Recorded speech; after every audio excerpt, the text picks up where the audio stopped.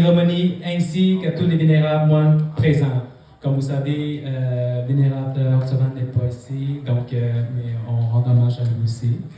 Donc je salue avec respect tous les fidèles laïcs, messieurs, dames, frères, sœurs et bouddhistes.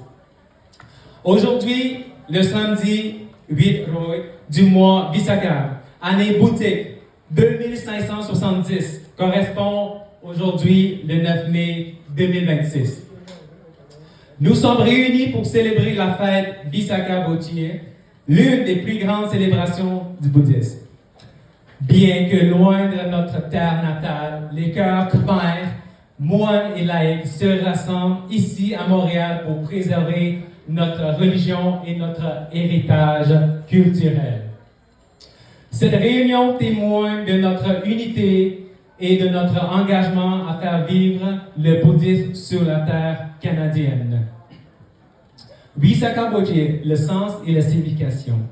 Selon les estimations, plus de 500 millions de bouddhistes dans le monde célèbrent le Visakha Bochi lors de la pleine lune du mois Visakha. Ils commémorent le Bouddha, figure suprême de paix, de sagesse et d'enseignement spirituel. En 1999, l'Organisation des Nations Unies a reconnu cette journée comme journée internationale de Visakha, soulignant son importance pour la paix mondiale. Les fidèles commémorent 3 événements majeurs de la vie de Bouddha. Le premier, la naissance. Le prince Siddhartha est né au jardin de Lumbini dans l'actuel Népal. Sa naissance dans la nature symbolise la simplicité, la pureté et de l'espoir. Elle nous rappelle que chaque être humain possède le potentiel de se développer et de se transformer et de créer un avenir meilleur malgré les difficultés de la vie. Deuxième, l'éveil. Sous l'arbre de la Boni à Bodh Gaya, le Bouddha atteignit l'éveil en triomphant de son propre esprit. L'éveil enseigne que le véritable bonheur ne vient pas de force extérieure, mais de la maîtrise de nos émotions et de la libération de la convoitise, de la colère et de l'ignorance.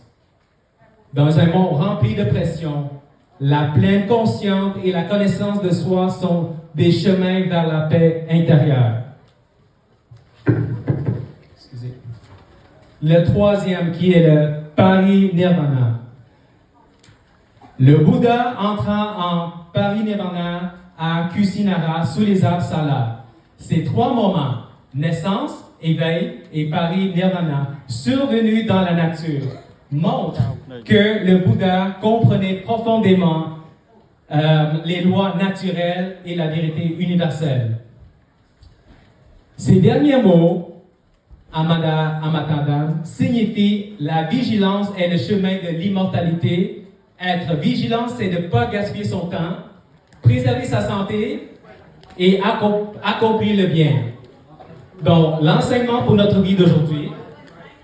Le bouddhisme nous enseigne à rechercher le bonheur, sans nuire aux autres, et à partager ce bonheur autour de nous.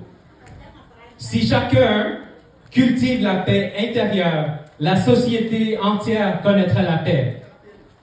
Être une bonne personne, dire la vérité, agir avec sincérité et ne pas exploiter d'autrui. Voilà les plus belles offrandes que nous puissions faire au Bouddha. Que cette célébration de Visakha Bochi apporte l'harmonie, l'unité, paix et progrès, compassion et bienveillance à tous les fidèles. Puisse-t-elle devenir une source d'inspiration pour approfondir le Dhamma et trouver un bonheur véritable dans nos vies. Anumodhani.